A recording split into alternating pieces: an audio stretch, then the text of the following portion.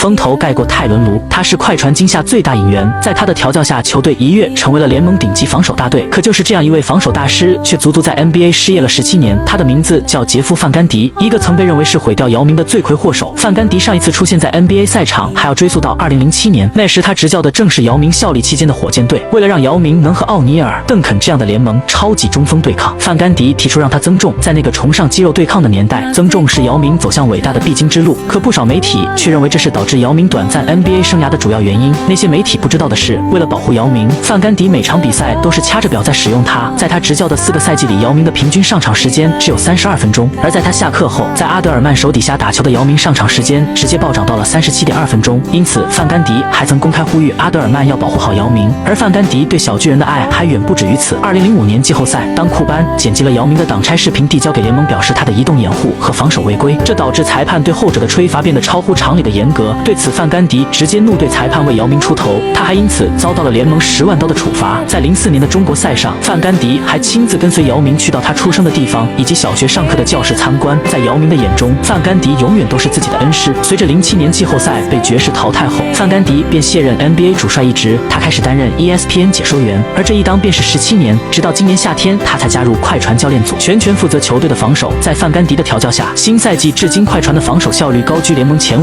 其场均106.3的失分仅次于雷霆，排在第2。凭借出色的防守，他们接连战胜了勇士、掘金等强队。在开赛的前10场比赛中，他们取下了6胜4负的战绩，如今更是开启了一段4连胜。要知道，这还是在小卡伤缺、乔治离队的情况下打出的成绩。在场上，快船每位球员的防守压迫性都让球迷眼前一亮，就连生涯一直在防守端被人诟病的哈登都开始不留余力地投入到刷卡防守中去。这也足以证明了范甘迪在防守端调教的功底。而如今这支快船也仿佛带我们回到了那个崇尚防守的年代。未来当小卡的健康归来，这支全新的快船也值得所有人期待。